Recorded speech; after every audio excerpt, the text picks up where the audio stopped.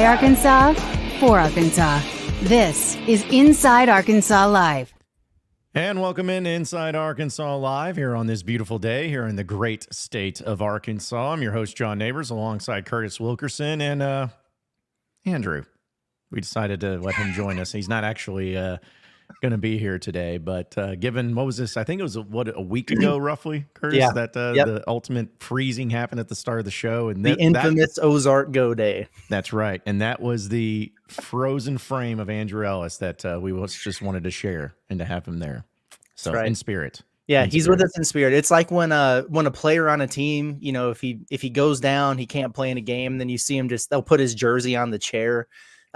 He's not dead, okay, but in honor, in spirit, he's here with us, and it makes us feel a little bit better. We'll do a better job seeing Andrew's face. So it kind of reminds me of when they did the cardboard cutouts during COVID. You know, just place them in there and have them hanging out. So, but and the facial expression was perfect too, because he looks so super focused in and everything. But absolutely dialed. Yeah, just gonna keep him there. All right. Well, we'll go ahead and remove Andrew. He doesn't need to be hanging out with us that long. Yeah.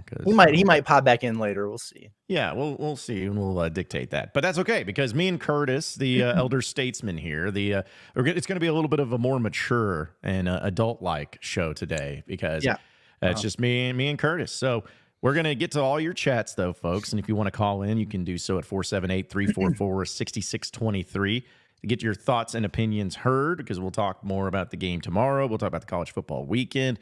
Look at some of the craziness going on, not only in the college football landscape, have some fun with that too, and some big stories. But I know, Curtis, we've been talking a lot about it with Arkansas and Texas A&M, but something you brought to my attention before the show started. Arkansas is now 6.5-point underdogs, where just, yesterday? They were 3.5. So what the crap happened? I don't know. This makes me uncomfortable. It seems like a big swing to just be money related. So I don't know, man. I don't like it at all. The lowest I've seen this, it got down to 3, I think, and it might have been lower than that in some other places. But yeah, for it to balloon out to 6.5, I think when I woke up this morning, it was still at 4. And now it's at 6.5. That's kind of wild. So we'll see what that means, if anything. Hopefully it's just a money deal with the way it's coming in. But typically when you see, a 3-4 point swing like that, this close to a game, it means, maybe somebody who wasn't expected to play is playing, or somebody who was expected to play is not. But I will say this, I at least have my antennas up looking forward to that Friday evening SEC availability report that's going to come out, that update, to see if there's a new name or something, because it's kind of wild, man. Yeah, to jump that much in such a short period of time. Like, I can understand if it goes from 4 to 4.5 and then the 5.5, like just kind of a slow build, but to jump that quickly to essentially being a touchdown favorite for Texas A&M. Yeah, there's got to be some sort of explanation behind it. And who knows, I guess we'll maybe find out. Like, Taylon Green's out or something crap, which I hope that's not the case. Let's just not put that in existence. But that's the kind of thing that moves a line 3 points in a few hours. So I don't know. But we'll see. But it's not as simple as, oh man, darn, it turns out Jalen Braxton's not playing. That stinks for Arkansas, but it ain't that big of a needle mover. So I don't know, man. It wasn't the only game, because I saw that in Auburn and Oklahoma, who are playing this weekend on the Plains, that Auburn was a 2-point underdog as of last night, and then today they're 1-point favorites. So I don't know. Maybe something happened in the SEC to really shift a lot of things. Well, there was some injury stuff with Oklahoma. Maybe it was an offensive lineman or something. An important piece for them, a very notable one, was out for this game. So yeah, I don't know either, but listen, the game's still going to happen. And if you're feeling good about Arkansas regardless, then you need to get on the BetSaracen app and hammer it. Yeah, I will be doing that. Yeah, because there's some other specials too that we'll get into, some new ones, like not the prop plays that we saw yesterday, but some of the game specials, which we'll dive into. But just now we know kind of the situation with Jalen Braxton being out, and that's at least the latest injury report. It's not questionable. It's not doubtful. He's out. He's not going to be playing. That is a very unfortunate thing for Arkansas, but I just don't know if that alone is going to change my mind in this game, which, yeah, it's a big blow, but I don't know. I'm still trying. Maybe it's the optimism coming out, but like the impact, like what actual impact is it going to have not having Jalen Braxton in the game? Yeah, I mean, they've done pretty well. I mean, they were solid last week and wound up getting, 5 turnovers out of Auburn without him. He's just your best cover corner. It's not like the other guys can't play. I think Marquise Robinson's done a really nice job at the corner spot, and they've been trying to figure out the other one. Jaheim Singletary's had his struggles. Keon Stewart, we saw him play more, I think, last week than he has in the past, and he did pretty well. But like I said, man, if you're able to add Braxton, who's your best guy, and then move Robinson over to that other slot, you got a really nice 1-2 punch there. You're not going to have that, but it's just, listen, you're just going to have to rely on the game record, TJ Metcalf on the back end to cover up any mistakes by the corners. And I think he'll do that because he's a bad man. Now, I am curious because this is called an injury report, right? Like injuries are listed on this, right? Yep. So why is Rashad Dubinion on it? I thought he was suspended. Yeah. And so it's, I guess they like to call it an availability report. Oh, and gotcha. that was one thing Sam Pittman said was one of the reasons why he liked it was because sometimes a guy is not playing or whatever, and people want to know why. And you can't really give out everybody's business. I know people like that, and they say, well, I donate to Arkansas Edge, so because I'm donating money to the cause, I should know everything that's going on. I don't think it says that in the fine print of those contracts.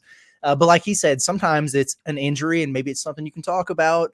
Other times it might be something going on that's family related and they have to step away for personal reasons. Sometimes they're suspended and those are details that they want to keep in-house. So those guys appear on the report when that happens. And we know that was the case with Dubinion, but it was interesting because when they put the thing out Thursday, his name wasn't on it. And so I was like, what's really going on here? Or I guess Wednesday. And then when they updated it last night, Thursday, he was. So I guess they got it right. Somebody probably hit him up and was like, yo, is Dubinion suspended or not? Yeah, he just forgotten to put him on there. It makes sense if it's the availability report, but I did laugh a little bit yesterday. Oklahoma, speaking of, they had five wide receivers out.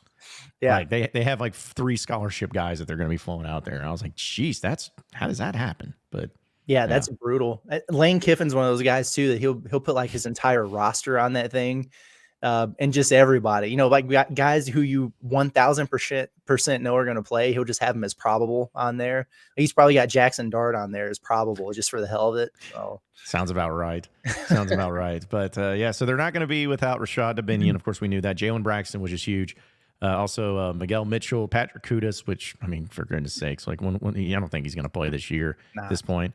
Andrea Poschke, big time for the media there. Coffrey Brown and Monty Harrison's doubtful. And then you got Ty Washington, Hudson Clark, and Tyrell Reed all probable in this game. So yeah, and that's so a couple other changes there just besides Braxton being moved to out. Good news on Hudson Clark, which we know that's going to be a game changer for Arkansas, but from doubtful to probable. So it sounds like they feel good about his chances.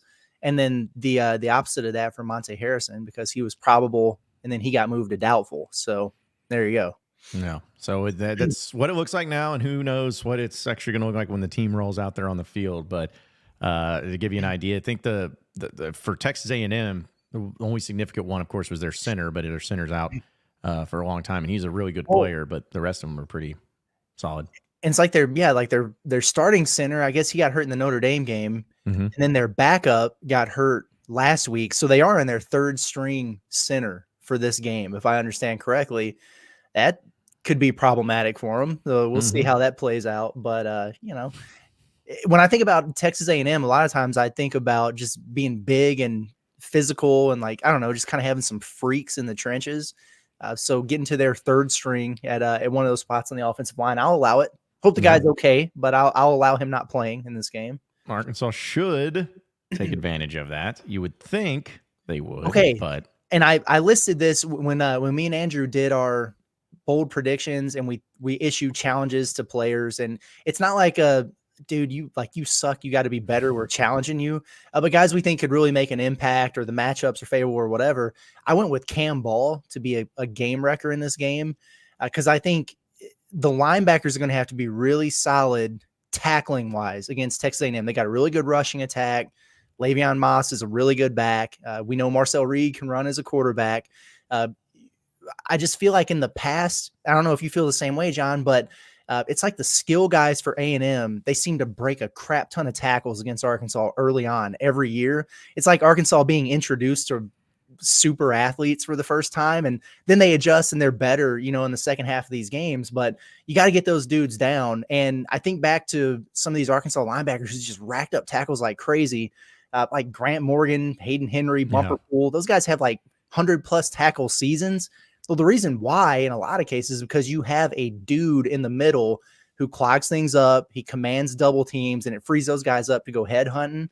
Cam Ball needs to be that guy for Arkansas in this game. So got my eyes on number 5. Yeah, I think so too. And also, I was talking with David Nuno earlier today, which is an interview. He's of TexAgs.com. That interview will be posted later this afternoon. But he brought up with Texas A&M, he talks about the rushing attack and how it's good, and Marcel Reed. But he was, I wouldn't say he was talking down on him, but he was not a fan of the wide receivers of A&M. He's like, really? He says that Arkansas's got the major edge there with the wide receivers, and especially with Andrew Armstrong. So it kind of made me wonder, I'm like, well, all right, that might be something that helps Arkansas out with not having Jalen Braxton if the wide receivers aren't to that point. But at the same time, like you brought up, you got to get those skill position guys down. They're going to be big dudes that are coming in hot that are going to have a game plan and try to win. And you can't, if you're Arkansas, if you want to be confident in this game, that's fine. Do not base that confidence off of, A&M only beat Bowling Green by 6 points last week. Like, do not base your confidence on that. Don't base your confidence on what A&M almost losing did for you. Like, you need to just focus more on, because you didn't look good against UAB. So it happens sometimes. But I hope no one does that. And if we're going to do that transitive property thing, like Bowling Green almost beat Penn State.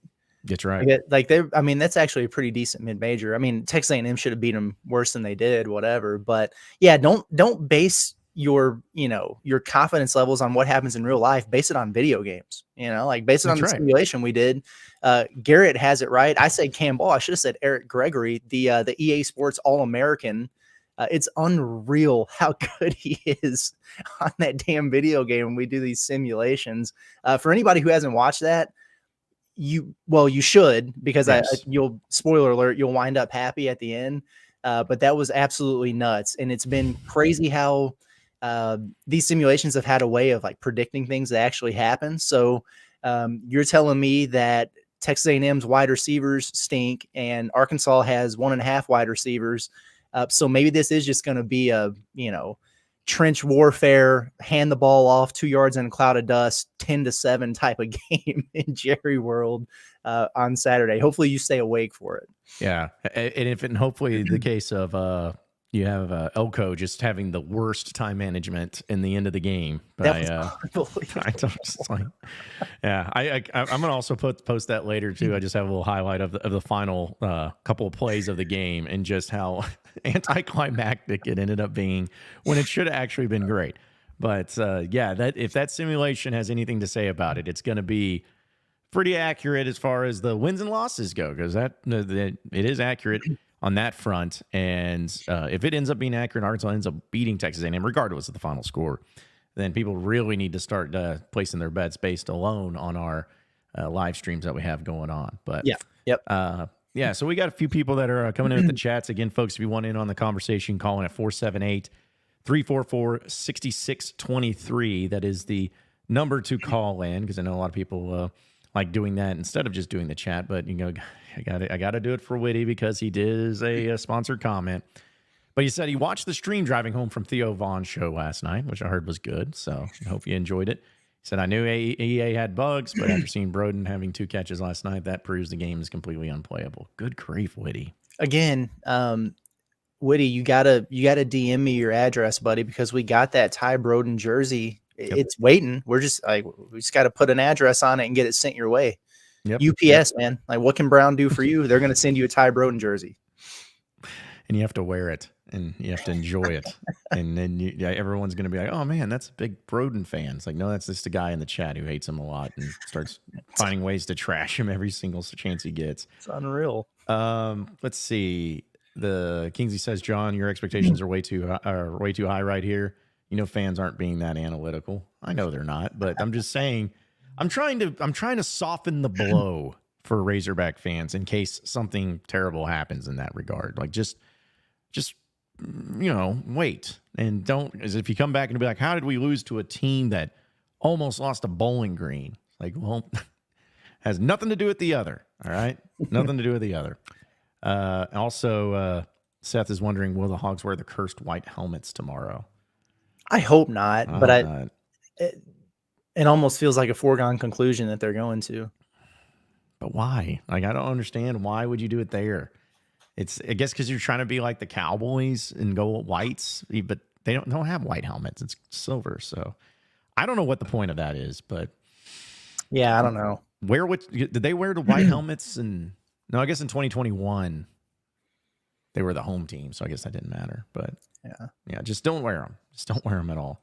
What did we do? What did we do last night? Red helmets, red pants. Yes. Red helmets, red pants. That works. So yeah. Do that. Do that because it worked in the simulation. Blind Squirrel Sports says when video games start accurately predicting the outcomes of games, the end of the world is allegedly near. Well, I mean, simulations, man. There's a reason why people do them. Enjoy this planet while it lasts. Yep, that's where we're at. Yep, because it's going to keep going out anytime. And while this says white helmets are a part of the deal made with Jerry Jones, I don't know if I believe that because they haven't done it the whole time. But Megan's saying Jerry Jones wants them to wear the white helmets. So okay, yeah, maybe it is a Jerry Jones thing, or Jerry Jones needs to stop. He needs to stop doing that. Let's go to the phone lines. There we go. Here in the early part of it, of course, Trey, who's in Harrison. What's up, Trey? What's up, John? What's up, man? I was just going to say, you ain't got to soften the blow for me. I know there's going to be something stupid happening. I'm sure it's going to be like the end of the Colorado game last Saturday, where Texas A&M wins on a miraculous Hail Mary, and then I'm going to spend all night crying in my pillow saying, why can we never beat A&M? Well, I am with you, John. Whenever you were talking about the Zach Calzada game Arkansas played when they actually won, I was so happy and so nervous at the same time. My heart rate was going really, really fast. I was like, we better win. And I've also endured the stupid 21-0, and then they stormed back. Yeah, I got a lot of bad memories from that game. I think A&M is one of my most hated teams ever. Well, I think everybody does. I mean, Arkansas's 4-9 in those games in Arlington, or at least in the Southwest Classic in Arlington. So yeah, that's understandable why you would feel that way, and why most people feel that way too. Yeah, I think they're gonna win, but we do that every year, and then we wind up getting our hearts ripped out. Yeah. I know, Trey. I know. Well, we appreciate you calling in. Hopefully this time it's a little bit different for you. Yeah, let's all hope for the standing and the sake of Razorback fans that they don't lose the way Colorado beat Baylor last week, because that was nuts, man. Yeah, because was it 2 Hail Mary opportunities they had?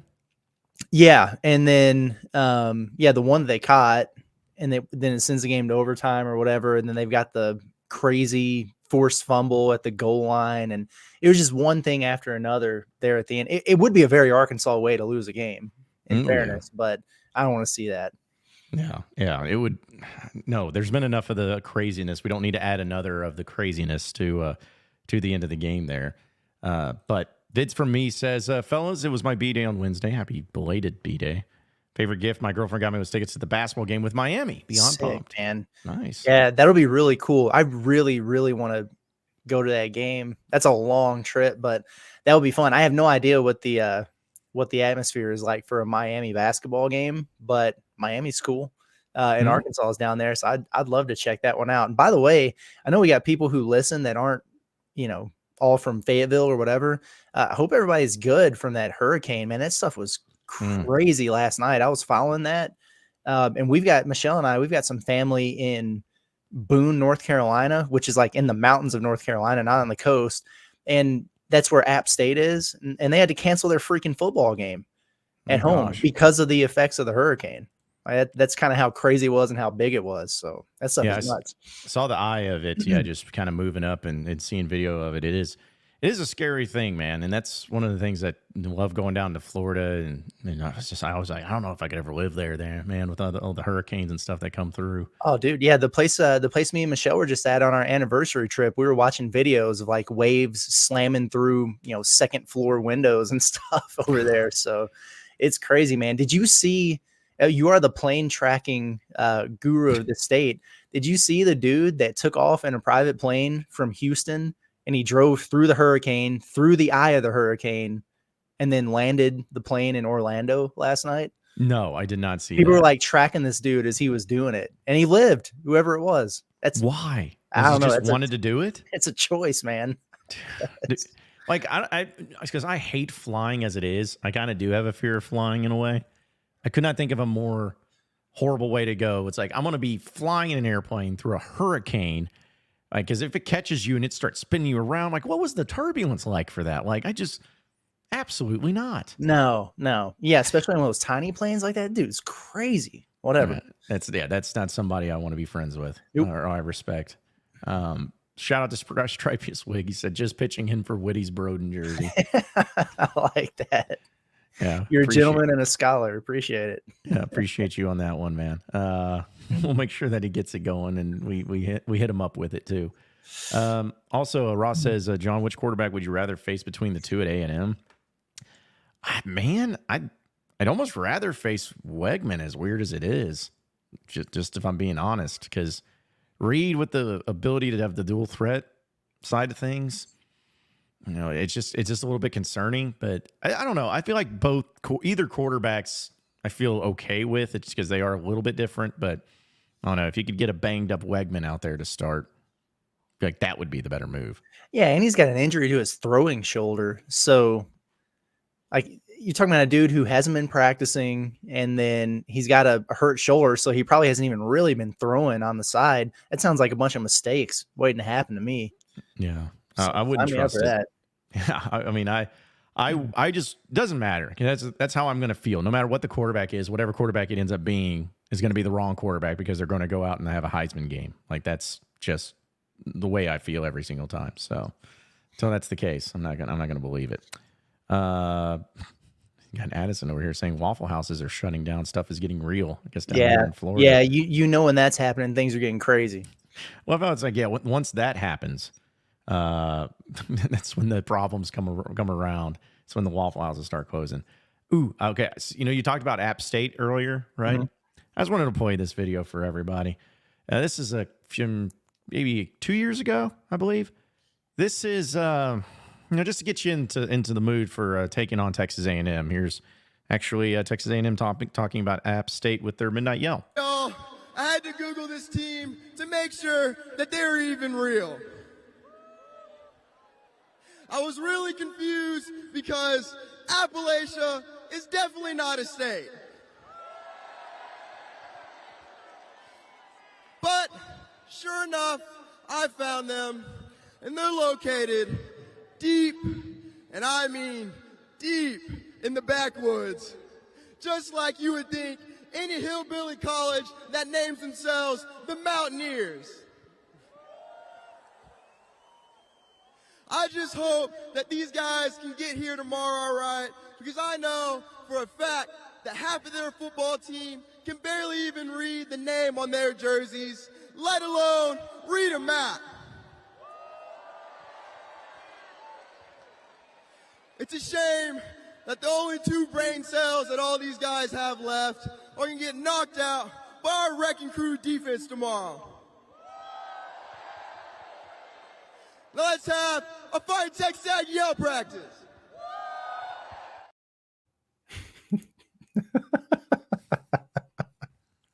I just can't do it, man. Like, I like someone sent that to me today, and I was like, man, I wish I knew why. I wish I knew why. Wish I knew, like, because you know, Kurz, you go to Arkansas or just any SEC school, and you see there are some unique traditions of what people do. Yep. But there's also a pretty much a standard. You know, everyone places that the sororities that are going, you know, within the fraternities that do a bunch of stuff like leading up to the game, and then they have the pep rally over there. Everyone has a pep rally. There's still some pretty standard stuff. But this is something where it's just like, I hear that, and not only are they saying this and like taking it seriously, but they're also videoing it and then posting it, like as in like, hey, this is cool. This is what we want people to see.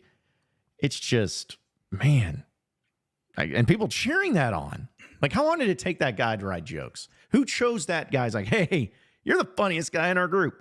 You should write these jokes about Appalachian State and how they're in a mountain or whatever. Yeah, well, if that's true and that's their funniest guy telling jokes, that's a problem. But yeah, there's a part of me that would like to say, you know what? I want to hear somebody out who could really make me understand the like the tradition, the history behind this, like why they do the weird, quirky things that they do. But I just don't care. It's just strange. It's just cringy, man. So I don't know. Just not for me. To each their own. Not for me. You know, I honestly, truly thought about this week doing just like a video reaction of putting myself through that torture of just watching these type of Aggie midnight yell jokes and whatnot and just reacting to it. But I decided to, you know, do something a lot more interesting than that. But there's just so much of it out there that they do. And I mean, listen, you're going to hate on. I think they're almost used to getting hated on so that they don't take it as personally anymore because they just do. But for those of you who have not been to Arlington or have not been around A&M fans for a game or whatever, like there's a lot going on over there. There's a lot going on. But I don't know if you feel the same way, Chris. I don't feel like they do all this stuff in basketball. Do they do it in basketball too? Like the crowd? Well, I don't know. I've never been there for a basketball game, but I have been there a few times now when Arkansas has played them at the SEC tournament. And you know how they'll put the like the student sections or whatever around the baselines, and then media's just kind of in that row right there along the sideline. And they'll send like two of the yell leaders or whoever those guys are. And they're doing that stuff the whole game. And they're like during timeouts and, you know, before that, like might just be across the board. They might do it at baseball for all I know. Maybe I know the baseball, they do this stupid crap of blowing bubbles, which just makes me mad. Like everything they do just makes me mad. I forgot about that. Yeah. Come on. Everything they do just drives me up a wall. So yeah, it's just not for me, man. Sorry for all the people that just bounced out of our stream because we started playing that Texas A&M video. We're apologizing. Hopefully we can win you back over somehow. Poke Tony says, what does the rest of Arkansas season look like if they lose? Pope tomorrow? Tony might be an Aggie fan. I've been loosely monitoring this in the chat. What does the rest of Arkansas season look like if they lose tomorrow? Probably boring and not great. I mean, I don't know. We talked about it because coming into this stretch with Auburn and A&M, we felt like they needed to split to kind of keep themselves on pace, but it would kill momentum. You know, people were excited thinking about the possibility of getting College game day. I don't know if that would happen even if they do beat A&M this weekend, but you know, you'd be flirting with, or you'd be ranked in the top 25. You'd have a big matchup coming up. I think you'd still be feeling like you're headed in a positive direction. Where that'll take you, I don't know. Arkansas wins, maybe they get to 7-8 wins. Wouldn't be the craziest thing in the world. If they lose, man, it just gets complicated because next week's going to be a really tough one. You could be in a situation where people are feeling pretty down or apathetic or whatever, again, going into a bye.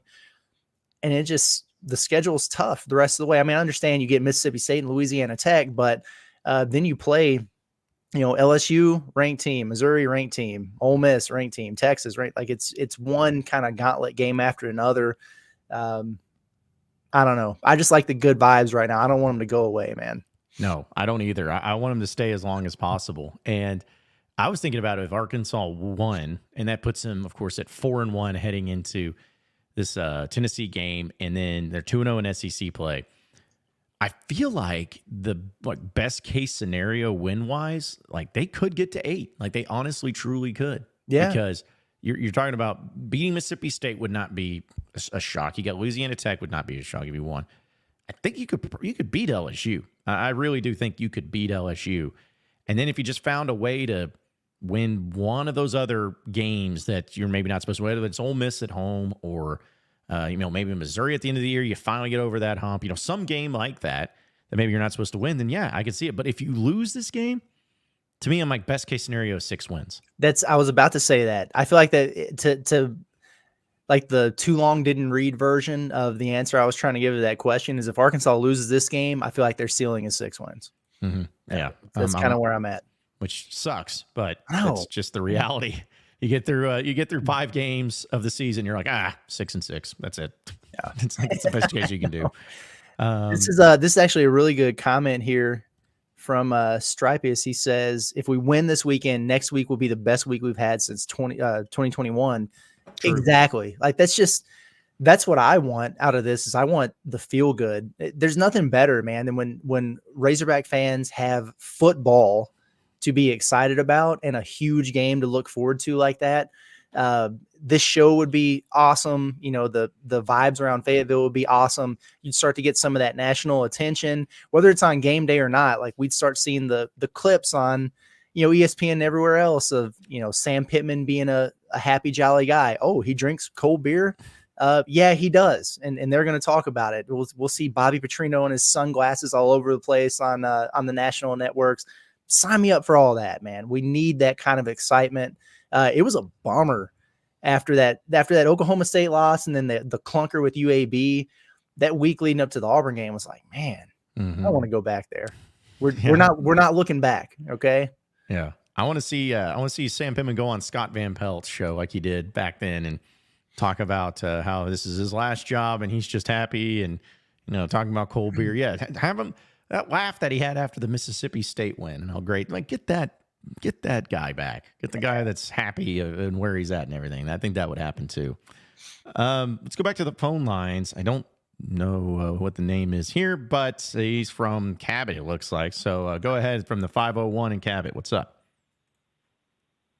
Hey, this is, I put anonymous because, I just don't want to give out my name because I'm a student here at the U of A, but how are you all doing? He's doing good, man. How Fantastic. about you? Yeah, I just wanted to say for the A&M game, I'm kind of glad it's over because I was never really a fan of these like away games. It's just like, for one thing, I can't go right now because like you gotta study. I got some papers due, so I can't go anyway, even if I wanted to.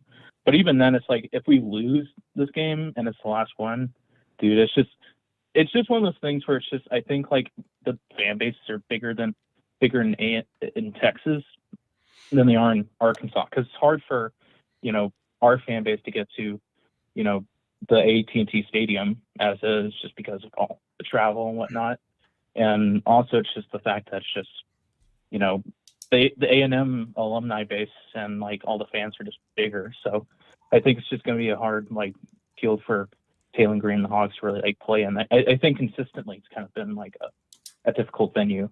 Also, a shout out to the volleyball team. They won against Georgia in 5 sets. So anyway, just wanted to to call in for that. All right. Well, appreciate you, Anonymous. We'll just call you that. Hey man, And, yeah, good for volleyball, and then the soccer team is unreal this year. Are they? I think maybe they're ranked number 1 in one poll. I saw they were ranked number 2 in another one, but they're killing it, man. But that's another aspect of it. What he was talking about this game that I've thought about a lot, just with like with this thing in Arlington, and then also the game in Little Rock. I get it, like you have more fans who aren't living on campus, but the current setup sucks for the students. It does. Like it's just absolutely brutal, man. Like you have one home game in the first month plus of the season and it's UAB. And then people were pissing and moaning when, half the student section clears out when it's a tie game at halftime or something. Like, they haven't had the opportunity to be in there and feel like they've been, a part of the program. And, sometimes the student section feels like an extension of the team out there. And it's not easy for a student to get in a car and drive to Arlington and afford that gas or get a hotel or whatever. So from that standpoint, I've been thinking about that a lot, and I agree. The more games you can have on campus, the better. And it's all part of the experience. Like, sometimes, there are kids out there who might turn down opportunities to go to other schools or smaller schools where they might get more scholarship money or have to pay less in tuition or something because they want this kind of experience, being able to go to the games and get all that out of it.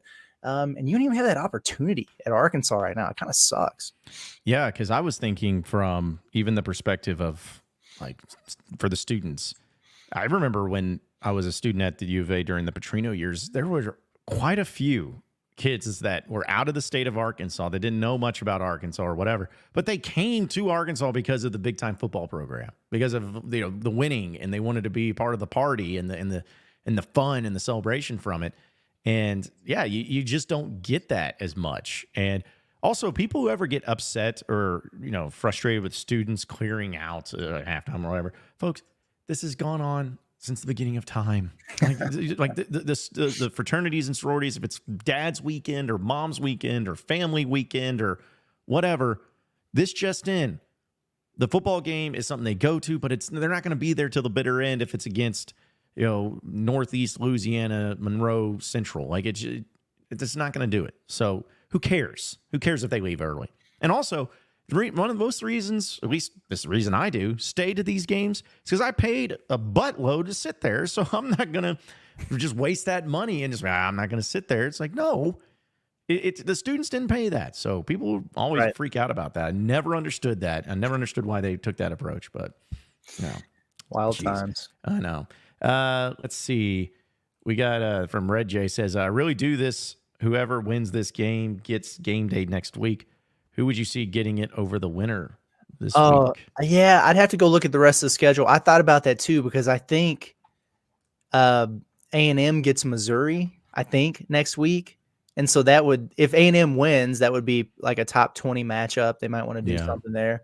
And then, if Arkansas wins, it's going to be one of the better games on the slate next week. I think I wish I had the schedule in front of me, but I know that Washington and Michigan play. Mm-hmm. Yeah, I was about to say, I got your schedule here. Okay, good.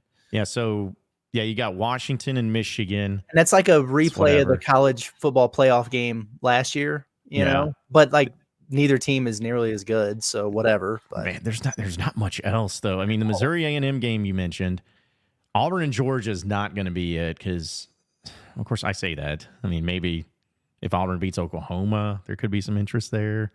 Not Ole Miss, South Carolina, I wouldn't think. Oklahoma State, West Virginia, no. So there's not a whole lot.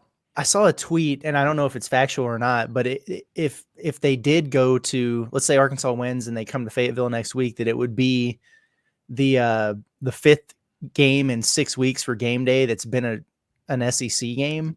I don't know if they care, but well, they shouldn't anymore because now the entire SEC is on ESPN. So it's like, there shouldn't be anyone caring about that. It would make sense. Okay, now this is what would tick me off from Zach here, where he says we will lose it to an FCS game again, because I remember they've done some of that in the past where they like randomly went to like James Madison or something last year. I know they've gone to App State before, and no, don't do that. There was a year that Arkansas fans, I'm trying to remember when it was. It was actually one that they legitimately should have been in the running for College Game Day, and then they ended up going to like the South Dakota State, North Dakota State game or something, and it was like, come on, man, like come on, that's bad. Which I know we're putting the cart in front of the horse here, but if Arkansas get to College Game Day, who's the guest picker? Like, who's going to be Arkansas's guest picker? Okay, well, I was trying to speak it into existence when we had him on the show a few weeks ago with Bobby Bones. I think he would be a good one, but I mean, I don't know. I'm trying to think outside of the box. John Daly would be great. John Daly would be awesome. Yeah. Jerry Jones would be great, I think. Like if they found a way to get him in there. It would almost have to be John Daly, right? Like I if think he would so. do it. Yeah. Get him up there with McAfee and Saban. And like, and you know, because I think he's done something with the SEC Nation when they came here once, and he was telling them how to kick a football with no shoes on because that's what he does. So, but yeah, I think John Daly would be the universal. Where there's other ones that people like too, but I think John Daly would be like, oh yeah, this guy, everybody loves that. But you know, Bobby Bones would be a great one, and Jerry Jones would be a great one. Someone said Bill Clinton. I'm like, Bill Clinton's not going to College Game Day. It's like that would not be the case. It ain't happening. They could make it. They could have a pretty good run of folks on there too. Like you could bring Coach Cal on the set. You know, let him speak a little bit. Get the people going. Dude, you know he would. You know, like he would be involved somehow. He'd be all over it. Yeah, and but the thing is College Game Day. The panel has gotten so massive. You know, remember when it used to be just 3 guys up there? Now it's like 12 between the guest picker. You got Pat McAfee. You got Nick Saban's up there too. It's just grown so much. Yeah, that'd be awesome. Whoever said Jessica Durrell is great. That's wild. Sure, she'd love to do it. Leaving her, I think she coaches. Last time we looked into this, she coaches volleyball in a private school in like Texas or something. So, yeah, I'm sure she would bounce right up to do that. She's man, hearing that person's name's gonna live in such infamy, and yet we've never even heard from her and who she is and like what she sounds like, but we never will. That's rough. Shout out to Timothy Long, of course, one of our residential chatters and super chatters. Appreciate you, man. Yeah, as always, says Justin Moore. Listen, I don't mind Justin Moore. I avoided that for a reason. But I'm just telling you, I think there could be better. All right. You know, he needs to be further down the list on asks. You know, you need to ask John Daly, you need to ask Bobby Bones, you need to ask these people, and then if none of them can do it, then you can go down that road. But no, Justin, there's just been John Tyson. That would be a great one too, by the way. That's a fantastic idea. Actually. From Tyson Foods. You know how they bring the big spreads of food up there? Just bring them a bunch of Razorback nuggets. It'd be electric. Dude, and you know that like Kentucky fans would just be so triggered watching that, seeing the Chicken Man up there. Yeah. Giving out that. Yeah. Yeah, we didn't even really mention any former players. Like I see D-Mac in there and some other, you know. Yeah, I mean D-Mac would be good. Would be great. But you know, what type of, because it's become such a big deal where they get celebrities. Not very often do they get former players, unless that former player is like a Heisman winner or you know, Eli Manning or something like that. So, but no, I'd be all for that too. Seeing how we got Chad people. Morris, how dare you? Why? Well, just bring up Chad Morris. I'm sure he would 100% do that, not have any issues whatsoever.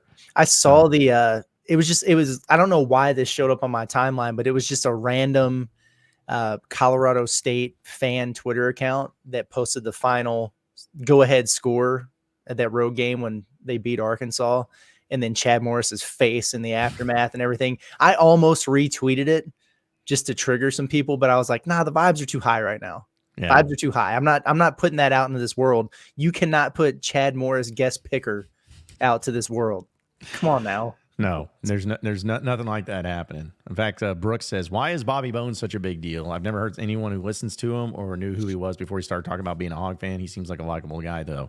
I'm going to tell you this right now, man, and I'm not just saying this because we're friends with Bobby Bones, but like a ton of people listen to Bobby Bones. A lot of people. He's a national brand, man. Yeah. Like they're not putting him on American Idol and everything because he's just some random guy. Like there's a ton of people that listen to him. So he is a likable guy, but yeah. He just did one of those too much access things with Stone Cold Steve Austin that I want to watch. It's probably pretty good. Yeah. Because him and Stone Cold are two very different guys. So. Very different. Very different. I will say when you brought up Cal being like going up there, I'm not trying to bring up anything, but if Muss was still the coach, dude, he would be dude, he would jump up on the set uninvited just to make sure that he was up there doing crazy stuff, you know. For sure. taking his shirt off, pumping his fist, doing wild stuff. And it stunk, man, because he literally they had it for the Kentucky game last year, but he was in such a bad mood about his team that he didn't ham it up nearly as much as he normally would. It was unreal. Isn't that crazy? They had college basketball game day last year and like don't even care because I don't even know why they did for that game at all. I don't know either. And it wound up being a really good game or whatever, but yeah, it's just it was the classic Arkansas thing of like of course you do it this year. Thank you. Yeah. Of all the different years like that they could have had it and would have been a lot more fun. Yeah. All right. Well, shout out to Whitty. Look at this. Whoa. Vote is for the Wilkinsons. All right. The Wilkinsons or the Wilkersons? We're gonna accept it as Wilkersons here.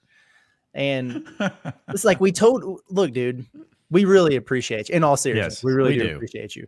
But we told you, like, we've got the Broden jersey. I feel like you're trying to pay for it right now, and you don't have to do that, you know. But no, in all seriousness, thank you. Seriously. You know what I would love to do is not be a guest picker, but I would love to be the field goal kicker for that thing that they do all the time. That would be a lot of fun. I think you can make it. What is it? 30 yards? I think so. And there's like, I think they do another one like after it, or maybe. Yeah, they usually give you 2 chances or something. I think I would have a decent chance at making that. I used to kick field goals all the time as a youngster. So I don't think I have super distance, but I feel pretty decent about the accuracy. That's not that long of a distance there. I think Andrew would be good for it. But you know, like with all those fans on either side of him, because when we were at the Leroy and we were warming up, you know, because we're old, we gotta stretch and get kind of limber. But he was nailing it on that simulator. But then, when the cameras were on, the lights were bright, he struggled a little bit. So it might be a pressure thing for him. But he's definitely got the leg for it. Yeah, it's either the pressure or he gets his first one, and then after that, he can't do it. It's like he's just good for one, and then after that, it can't happen. So, but seriously, Whitty, thank you, man. Thank you for the super chat. Really do appreciate that. Yeah, I like this question here from Garrett. Says, can we all agree Andrew gets none of the super chat money for being absent? What's weird how this has happened? Because when I was gone, when I was on an airplane a few weeks ago. And then I went back and looked, and I was like, where did all this money come from? And it was just one of those days where people are like, hey, you know what? I think I'm really going to give to the cause today. So we appreciate that. It should make you feel better because it doesn't mean it's you being gone that's why people paid. I definitely feel better. Yeah. I definitely feel better than I did after that. I was happy for the team, but I was kind of like, dang. Yeah. It's a rough vibe there if that's the case. Well, and Stripey has also said the point. He's like, yeah, when I travel for work, I tell people from Arkansas, a lot of women are like, oh, I listen to Bobby Bones all the time. I love that show. No idea what show they mean, but there you go. Yeah. Very popular among the female demographic. Bobby Bones. Yeah. And his, all of his, was it Lunchbox? I think is his whole assistant that's over there. Lunchbox. Yeah. Yeah. Something like that. Says, do a chat vote to see if we could make that field goal. I don't even know how a chat vote would work, but sure. Why not? Yeah. And and also shout out to where did it go? There's another comment by Whitty. Oh yeah, he says you guys are awesome. Thank you. Appreciate you for the super chats. I think I agree with Hayden. He says I think it's the pressure that gets people because it's not that far on the kicks because they really do have it tight. Like the crowd is right on top of you. It's almost like as wide as like from hash to hash kind of deal. That I would feel the pressure for that. I think. Especially because Pat McAfee doesn't care. Like he's talking crap to him the entire time leading up to it. So there's that aspect of it too. But yeah. Sometimes the kids talk crap back. Like some of them started yapping a little bit. So I love that. Okay. So I know we'll have some more of your chats and phone calls, folks. 478-344-6623. I did want to bring up a few of these BetSaracen game specials that have just been put up, and this is where they're going to get me because there's some of these I really like, man. Me and Michelle were going through these last night, and it's like, I'm probably going to lose some money this weekend on it, but that's fine. For instance, how about this? 4+ touchdowns to be scored in each half. Now that's for both teams. So you're talking about essentially 28 points or more scored in each half, as far as touchdowns go, but plus 450 for that. That's still a lot. I don't know if I would do that one. I just personally. Yeah, because the closer we get to this game, the more I feel like it actually might be semi low scoring. For the reasons like you mentioned, like I don't know how much I trust Marcel Reed and the A&M receivers to really air it out. We've seen that Arkansas's passing attack can be really like boom or bust. So it seems like this might be a heavy run game with, long sustained drives and everything like that. So I would probably shy away from that one. If they were playing somebody else though, if you gave me that before the Oklahoma State game, I'd be like, oh yeah, let's go. This one, not so sure. Now this one though, I do actually feel ironically better about, but plus 750, each team to score 2+ touchdowns and 2+ field goals. So yeah, you're talking about each team scoring 20 points at least, and then 2 of the touchdowns, 2 of the field goals for plus 750. Yeah. I don't like those odds. That I like for sure. Although you gotta take into account the Kyle Ramsey factor here. He could cost you cashing out on that. I'd lose my mind. I'd lose my mind. But no, I do. I like that one better than the other one for sure. Yeah. That seems a lot more reasonable. Yeah. I do not like the both teams to score in every quarter though. No. That's plus 900. Yeah. Or the 1+ field goals to be scored in each quarter. Of course, I don't know though, because it's not for one per team. Okay, it's just in general. And just in general. Yeah. So for plus 1100, I may put something on that. Because who knows? Maine A&M has to kick 3 field goals and Arkansas 1. Like I could see that happen. I would need to go look at how A&M is in the red zone. Arkansas hasn't been great in there, and they've had to settle for field goals more often than not. And that's like the only area where they'll allow Ramsey to kick them. So maybe. And then you have Arkansas not to score a touchdown in this game, plus 1600. God, but that's almost a way to make yourself feel better if it does happen. Yeah, I mean, if you put the certain amount on just one of these ones to hit, like you'll win your money back. Yeah. So now this is one that I actually really like too. Each team to score 1 touchdown and 1 field goal in each half, plus 2250. Really? Why is it high? I wonder. That seems like it should happen. Yeah, it seems pretty reasonable. And it's not each quarter, it's each half. Yeah. So both teams to score 1 touchdown and hit 1 field goal in the first half and do the same in the second half. Yeah, I got to get in on that one. Yeah, I'm taking that one. It's worth an investment there. Yeah. Now they have the 1 touchdown and 1 field goals to be scored each quarter. That's plus 3,000. I'm like, so yeah, the odds should be higher. Texas A&M not to score touchdowns, plus 3,000. Each team to score a 1 touchdown or more in each quarter is plus 4,000. Favorite one though, neither team to score a touchdown in the entire game is plus 15,000. So we get a nice little 6-3, 3-0, maybe. If Arkansas won this game 6-3, I'd be happy, but I'd be like, I'd be killing myself for not taking that bet earlier. Yeah, I'm gonna take a couple of those though. Yeah, no, I think I am too for sure. Yeah, and it's interesting. I'm seeing people saying that they're throwing down on the money line right now, plus 195 to take Arkansas in this game straight up right now. I mean, taking it, dude. I'm taking it. I still don't know what the heck is going on. And some people are right. I've noticed people in the chat saying yeah, this is weird, but it's kind of happening in several games. And you mentioned some of them that have flipped. I guess the Bama Georgia game is flipped too. We talked about Oklahoma and Auburn. And so maybe it's just one of those weekends, but gosh. Yeah. What was the Bama Georgia game? Looking at it now. Georgia was a road favorite by like 2.5. And they're 1-point favorites now. 1-point favorites now. Okay. Yeah. All right. So yeah, it's moved a little bit there. Well, and then you have these first quarter anytime touchdown scorer specials. I love these. I do too, man. So you got Jaquindon Jackson at plus 375, which is the highest odds, which makes sense. And I've already put money on it because you feel like if there's one guy that's going to score, it's him. Yeah. But then Taylon Green's at plus 550. And so, throw a pass for a touchdown or run it in for a touchdown. He's going to run it in. Yeah. Yeah. Andrew Armstrong for plus 750, even though he has not scored a touchdown this year. 750, though. Gets his first one in the first quarter. Mm-hmm. Isaiah Satania at plus 1,200. Then you have, this is going to make Whitty mad, Tyrone Broden at plus 1,300. Yeah, I am too, dude. Isaac Tesla at plus 1,500. Luke has at plus 1,750. That's so disrespectful. You got to get in on that, people.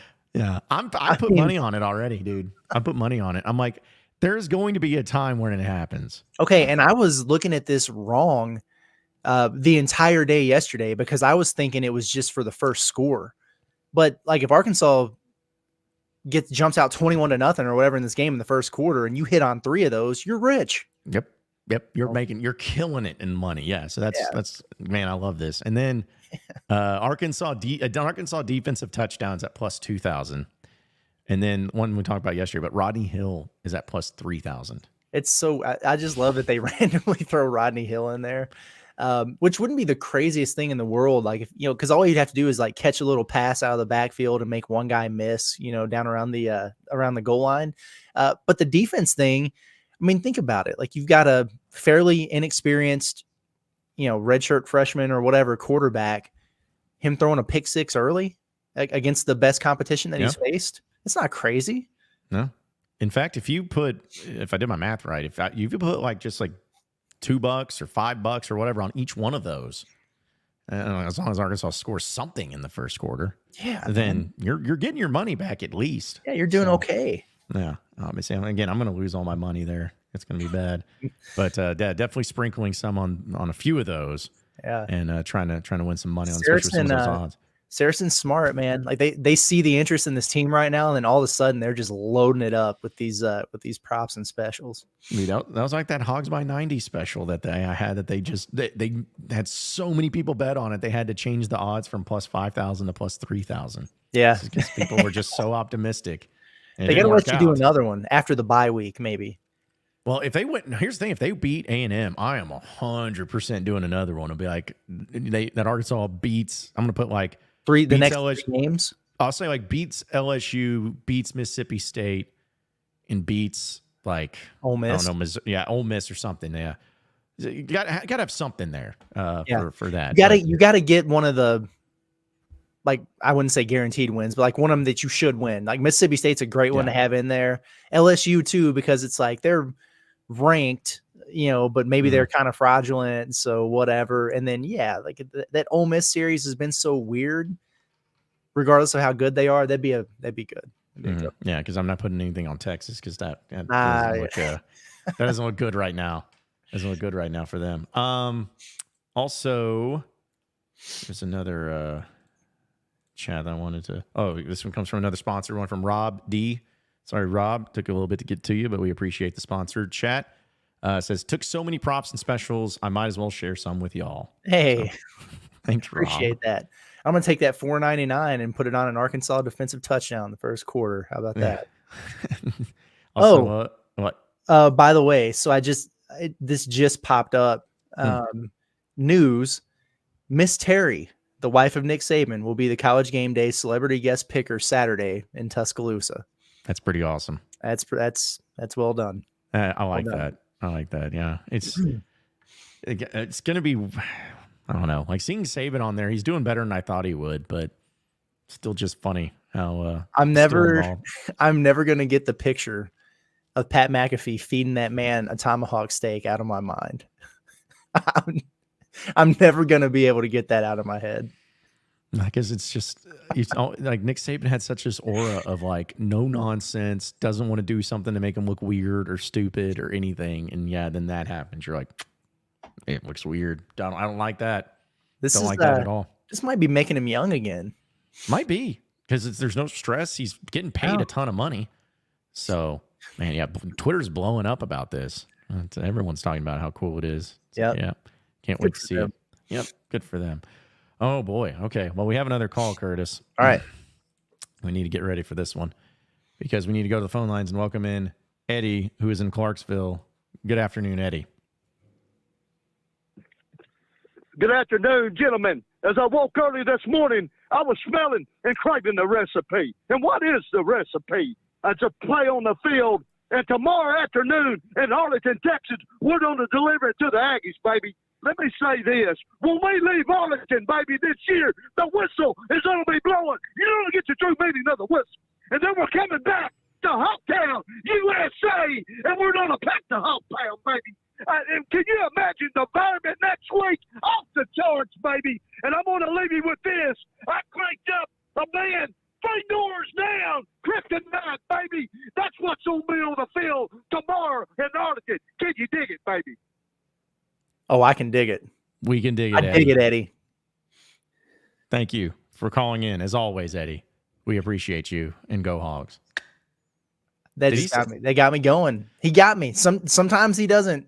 Sometimes he doesn't deliver what I need, but this time he got me. I'm fired up. That's the thing about Eddie, is Eddie's got he's got fired up energy all the time. We know, but sometimes he looks like he's almost about to run around out of breath because he's going for so long. But that one was just like, hey, got something to say.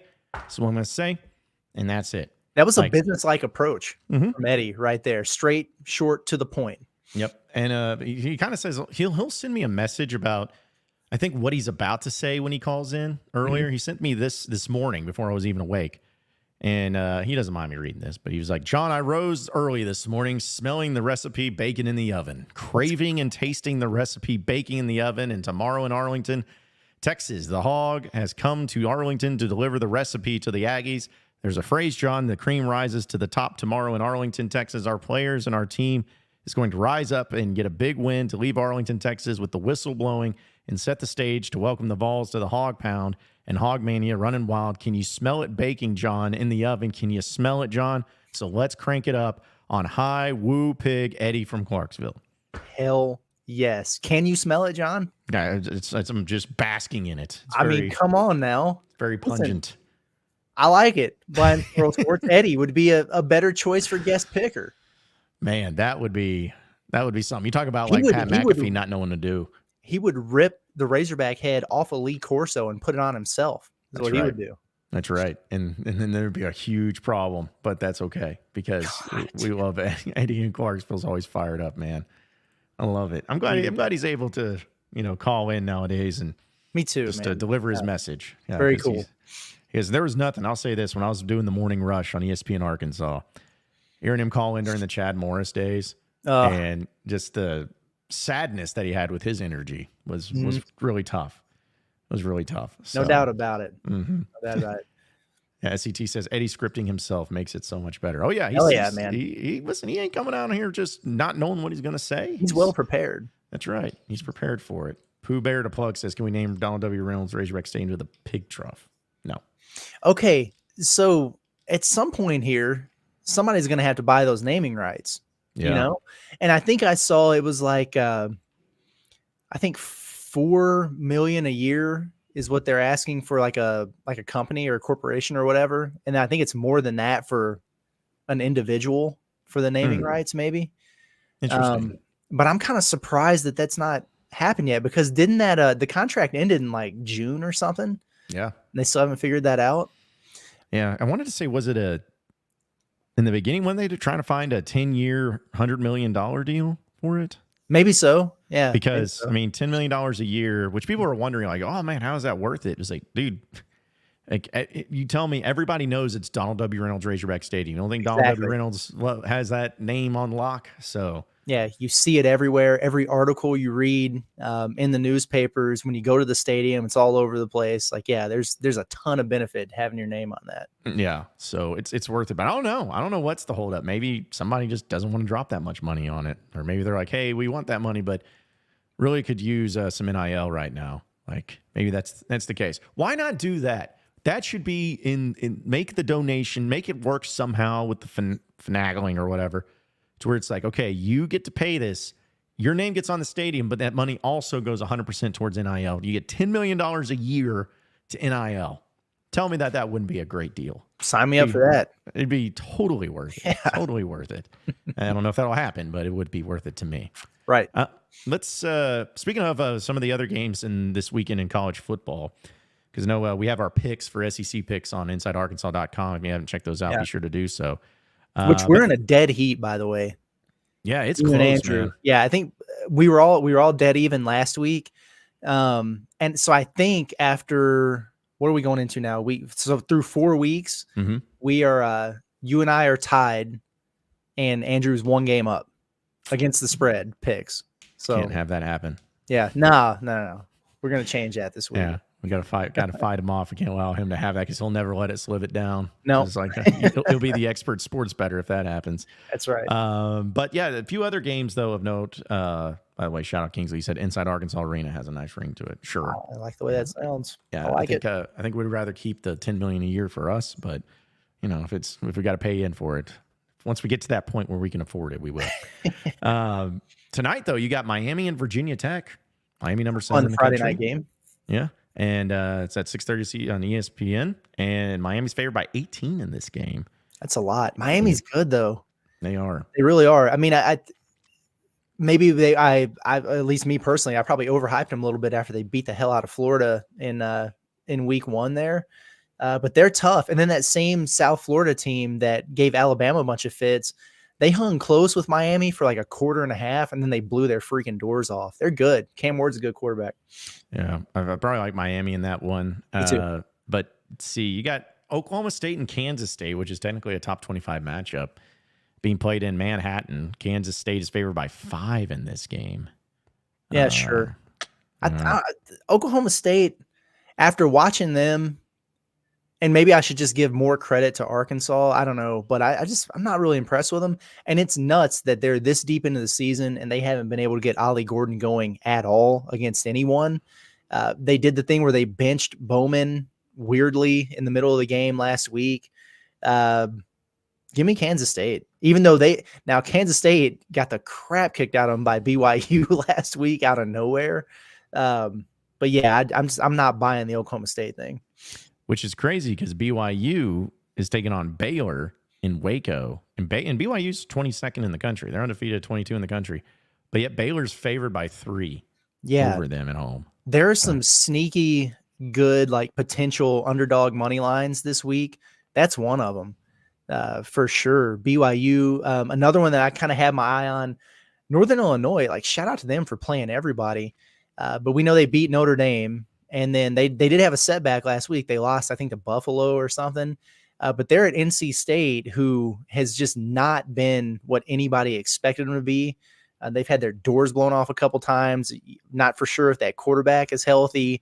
That's a sneaky good underdog pick, that Northern Illinois game, too. Yeah, that one's great. And this one's, it still doesn't look right. A Big Ten matchup between Wisconsin and USC. So... That's just like okay. So random. Yeah. But USC's at home and they're favored by 15.5. So there's that. But another game too, actually going on with Louisville and Notre Dame, a top 15 matchup between the two teams. Notre Dame's favored by 7 in this game. They're in Notre Dame. Yeah, I don't know either. Louisville's sneaky good this year. And it's been a weird situation for them because they had a bye super early. Like I know last week they played Georgia Tech and it was Georgia Tech's 5th game and it was only the 3rd game of the season for Louisville because, like Georgia Tech played that week 0 game in London or Dublin, wherever it was. And so they didn't do that and then they didn't get the bye. And so it's like 2 full games of football more that Georgia Tech had played. It was kind of crazy. Yeah. And then another game too. I laugh about this one. It's another top 20 matchup between Illinois and Penn State. You guys are all, Brett Bielema throwing a little shade there to Penn State. It's in Happy Valley at Beaver Stadium. Penn State's number 9, Illinois is number 19, but Penn State's favored by 19.5 in this game. 19.5 seems like a lot to me. I think Penn State will probably win it by 2 scores, but 19.5 is a lot for 2 teams that aren't super, super explosive offensively and they do some ball control stuff. Like that'd be a pretty healthy ass whooping if they beat Illinois by 20 plus points. So, well, think about it this way: the over under is at 47.5. So, oh geez, yeah. So they're not feeling the scoring. And if you want some like kind of correlation here, Penn State favored over Illinois is basically the same spread as LSU favored over South Alabama, because LSU's favored by 20.5 over South Alabama. So just to give you some perspective of how distant those two things are. So, I like that over in that LSU South Alabama game. 65.5. Yeah. And that seems like a lot, but South Alabama scored 135 points in the last 2 weeks. They scored 87 on Northwestern State. They beat the crap out of App State. They scored 48 on them. It's like those dudes have a high powered offense. LSU not very great on defense, but they're also going to score. I could see that. I could see that being a game where freaking LSU covers, but South Alabama still scores 30 points on them. Like, Yeah, I mean, it's a high scoring affair, but I don't know, Curtis, are you going to be awake for this one? I saw this and I laughed. This Oregon UCLA game, it's a Big Ten game. It's being played in LA. This game does not start until 10 p.m. Central Time. Ooh, 10 p.m. Central Time. I guess I'll be tuned in. Yep. Because I thought the game at 9:15 between Arizona and Utah was a late one. But you have Oregon, UCLA, 8 p.m. Local time out there, which is really late. So, yeah. Well, Big Ten after dark, I guess, is what we're going to be having. It's okay. Cool. Some few games there to work with it. And people are still talking about the naming rights here in the chat for that. Like, Zach's like, why am I so confident that the university is going to find a way to mess up the whole naming rights thing? They might. I wouldn't rule it out. They probably will. But SCT says, how about Bud Walton Arena and Sam Walton Stadium? Sure. If they give the money for it, why not? And then finally for Michael, who's just all pissed off all the time, says, can we stop doing the Stone Cold intro on every third down? Maybe do AC/DC every now and then. Hey, listen, I'm with you on that one, though. Yeah. That would drive me nuts. When an opponent would go on like a 14-play, 80-yard drive, and you have to hear that 7 times in one drive, and it just does not yield a stop ever. That would get really annoying for sure. You got to mix it up a little bit. When I liked it the most is when John Ridgway was on the team, because it just felt like it just fit with him. Yep. He because I think that was when it started, was that Texas game in 2021. Pretty sure is when they started doing the Stone Cold. Sounds about right. Yeah. Yeah. John George saying it's third down. Like, it's just all right. We got to move on to that. Yeah, something different. Got to mix some other stuff in. Yeah, I'm hoping so. All right. So part of your, I guess we're gonna do this for your Arkansas update presented by Davison Garrett Insurance, your independent auto owners insurance agency, securing what matters the most. I guess Curtis, Kansas game, shockingly, is sold out for that exhibition game. Just announced today. No way. Yeah. Oh, that's crazy. I don't believe it. Yeah, I figured that would happen pretty quick. And that's cool. You really love that because it's as good of a game as it is for like both teams to get better, and it's cool for the fans because the home non-conference schedule isn't great. So if you get that for an exhibition, it's awesome. But it's also a charity exhibition. So when you're selling out, like 19-2 or however many Bud Walton seats, and the proceeds from that are able to go to a good cause, that's really awesome. So kudos to Razorback fans, and kudos to John Calipari and Bill Self for making it happen. I love it, man. And I'm glad that we're starting to see more and more of these in college basketball, because there's no disrespect, but there's nothing worse than the exhibitions against East Central or whoever the heck else they've played, Rogers State, the past few years. It doesn't do anything for you, really. This stuff is awesome, and it gets eyes on you. Goes to a good cause. I love it. When did this start becoming more of a thing for these charity exhibition games? Because I know Arkansas has just been a part of them here the past few years, the Texas game, and then last year with Purdue. But has it been something that's been going on more than I even realized, or is it pretty new for teams doing this? It's a loophole that people found fairly recently. I mean, the last several years, I guess. But that was the way that you could do it. And open the doors to people and sell tickets and everything like that, is through that charity proceeds kind of deal. Because for the longest, it was the secret scrimmages, where like if Arkansas played Kansas, it would be like a practice in Bud Walton Arena and no media would be allowed in, fans couldn't get in, and then they may or may not throw some stats at you or even talk about it at all. So that kind of stunk. I remember Eric Musselman hated those, and so he never did them, which I appreciated. And then there was a rule where you could only have, or you had to have like a non-D1 or whatever if you were going to do a second exhibition. But it looks like Arkansas circumvented that somehow too, because they're doing the thing against TCU, which I assume is also going to a charity. But we don't have all the final details on that thing yet. So I mean, John Calipari said in his tweet that he put, I just got word that our charity exhibition game against Kansas sold out. Tickets went on sale to the public Wednesday, and the remaining tickets were gone within 24 hours. Beyond excited for our players and the environment that they will get to play in. Let me thank all the fans who are excited about this team and who will help contribute to a great cause. So there you have it. Yeah, the secret scrimmages, I never knew what those were. I never knew what actually happened, and I never even knew if they actually happened. I just always heard about, there's your super secret scrimmage going on between these two teams. Yeah, like they would play behind closed doors, and then like there wouldn't be press conferences or anything afterwards. Media couldn't watch, so you couldn't report on it. And then you would just have to go off, like, if you have a source or whatever in the program, or like an assistant coach or something, like, hey, who played well? What happened? And you might just be reporting absolute BS, but it's all you had to go off. I hated those things, man. Oh, I don't understand what the point of them was. Just to see where your team's at against another team? Pretty much. Is that yeah. it? It's like the same things the NFL teams do in training camp, where they like come together and have a practice together. Because that's the other thing they do. It's not like they play a 40-minute game or something. They might do that, and then they just do like some random situational stuff and play the final 2 minutes, or this team is down with the final possession to score. It was all situational and weird, and I don't like it. Just play a game, man. Let the fans in. Because at least with the NFL, the media is allowed to be there, True. to watch it. So at least that would be helpful. Kim says, where do you get tickets to the charity Pine Bluff game? I don't see it on the Razorback app. There's not a charity Pine Bluff game, is there?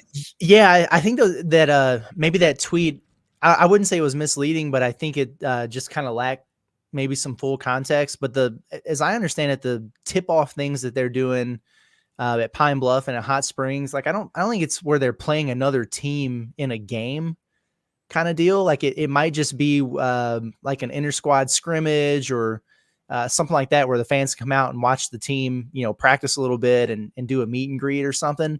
That's what it sounds like to me. Because I'm pretty sure like they've got their 2 exhibitions locked in. I don't think they'd even be able to play other teams in those places if they wanted to. So it might be like a red-white type of deal. Yeah. Which for that one in Pine Bluff, we're going to be at the SARACEN Casino, by the way, that Sunday. So yes, yeah, we are. And as far as tickets are concerned, nothing has been released about that. I don't think they've even done an official announcement on those things. It's like Cal just kind of tweeted about it, because he does what he wants, I don't know that they're even, I don't think they're going to charge for those things. Maybe they will, we'll see, but they'll definitely be open to the public and stuff. I imagine there'll be probably an announcement soon, because it's only a couple weeks away. Also, Michael says, Curtis, you see that Igor Denham got ranked in the final 24/7 rankings, 5-star ranking, higher than Boogie Fland. Did he really? I don't know if he did or not, but that's what Michael says. I believe you. He's really good. And this was one of the international guys that Arkansas was linked to pretty heavily, John. Like for one of those final roster spots in the rotation during the summer. Really, really good. And he's probably going to be maybe a lottery pick type of guy. And then he wound up going to BYU. Just getting a huge NIL bag to go to BYU. Man. But that's what they do with the international guys. A lot of times they don't show up in those recruit rankings because it's hard to really evaluate them. But then now that he's over here and committed and everything like that, they go through the process and put him in the final rankings. Jeez. And past Boogie Flint, that's disrespectful, man, to my man Boogie. So he's going to play this year for BYU. Yeah. And Arkansas was on him because I remember the name. Yeah. But yet, like I guess NIL played a factor into it for him to go to BYU. He's one of those classic Euro guards. He's like a 6'8" point guard who can shoot threes and stuff. He's really good. So. Man. Well, so hold on a second. You're telling me, was that higher ranking than any of the players that I guess that Kentucky got? So Mark Pope leaves BYU to go to Kentucky, and BYU post Mark Pope gets a higher ranked player than what he got at Kentucky. This is accurate. Okay. Yeah, it's just want to make sure that for all the Kentucky fans that tried to change or tune in into our live stream and everything, just want to make sure they knew that. Exactly. I'm pulling it up because I want to look at it real quick and see how high they actually had him. Where's he at? 16. The big Russian Igor Demon. I auto-corrected to Denim so many times when I was writing about him or talking about him on the pod. But yeah, that's pretty crazy. And then, yeah, they had Boogie at 22 and Carter at 25 and Billy Richmond at 27. So yeah, he was ahead of all three of them. Oh my gosh. Lame. I'm telling you right now, hey, if you're, because you say he's from Russia, right? Yeah. Yep. Dude, if you could just, his name's Igor. Like, come on. Like, that is like the most like Russian name. It's like, hey, we got this Russian basketball player that's coming to come here play basketball for us at our school.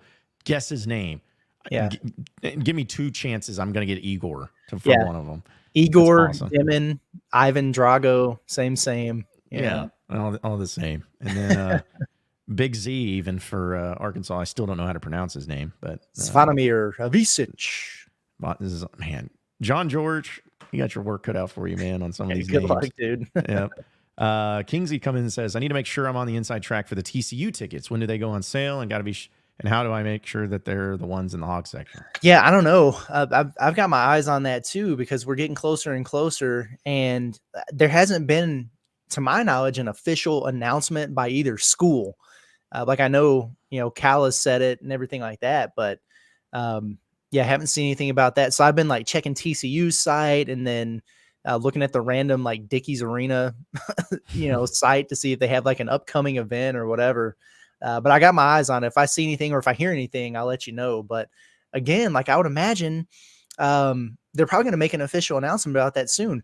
We know the entire non-conference schedule and they haven't officially announced it yet. So I don't know what they're waiting on. Maybe like final signed contracts or something, but dang, figure it out. The first game will be what? Less than a month away, right?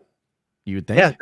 The 25th of October is that Kansas exhibition. So yeah, less than a month from that. And then November 6th starts the regular season. So like no other sport has that. We're just, we're less than a month. Our season's less than a month out. Still don't know the official schedule yet. Yeah, that'd be rough. There's another one too. Another chat I wanted to. Oh yeah, Hayden was saying, John, you should go to the Katy Trail Ice House tomorrow after the game. If you've never been, you would absolutely love it. Immaculate place to spend a college football Saturday. I've actually been there before, and it is really cool. Sounds like fun, but I don't know. It's not as close as the whole Texas Live thing. So I'm about easiness when it comes to that. I'm kind of needing this to be a ho-hum game for Arkansas, and then us rock out the post game. Like every Oktoberfest that's going to happen in Fayetteville is happening tomorrow. I love me an Oktoberfest. I'm a wiener dog owner, man. It's like a German dog, German beer. Sign me up. Can you have Oktoberfest in September though? Yeah, that's like when they do it, which is strange. But I guess you get ready for October. Because October's it's pumpkin season. That's right. That's true. Pumpkin brews start coming out.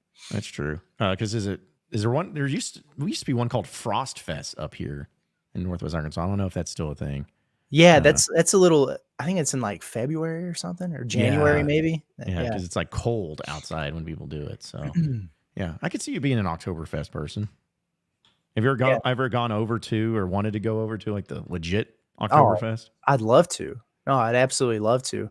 There was some in St. Louis that me and Michelle would go to all the time, but they give you like a 44-ounce beer stein and you can just walk around and fill it up. And then you watch wiener dogs race each other, and you watch they do like the stein holding competition where they fill the beer and you have to see how long you can hold it without spilling it. They got all kinds of stuff. Leader hose, Oh. And have you seen the movie Beer Fest? I have, yeah. They do have Das Boot. Yeah. Yep. That's every time I think of stuff like that, I just think of that movie of if they're legit or not, if that actually happens. Like the games they play where I have no idea what games they're doing. Like right. It's how I picture Oktoberfest. Because I'm pretty sure that's what they were over there for, was Oktoberfest, and ended up being there. So wiener dog racing. Sounds like something that would be over there. But well, Curtis, any final thoughts? We made it through without Andrew somehow. I don't know how we did it, but we did. I know. Yeah, we persevered. We'll be excited to get him back. But no, not really, man. Just have safe travels down to Arlington, John. Enjoy that game. And Andrew and I will be fully prepared, locked in, professionals ready to roll for the post-game show. And we just hope that you can join us, whether that means you find a place with great signal or you can function and walk after the game, whatever that means. We just we hope to see you.